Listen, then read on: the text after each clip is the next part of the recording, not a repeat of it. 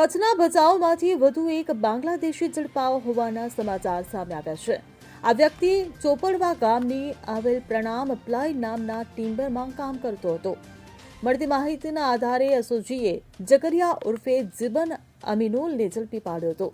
ત્યારે હવે ગાંધીધામ ભચાઉની ઘણી ટિમ્બરમાં ઘૂસણખોરો હોવાની ચર્ચાઓ થઈ રહી છે. Bureau report CN24 news. હવે જુઓ દેશ દુનિયાની તમામ ખબરો તમારી આંગળીના ટેરવે.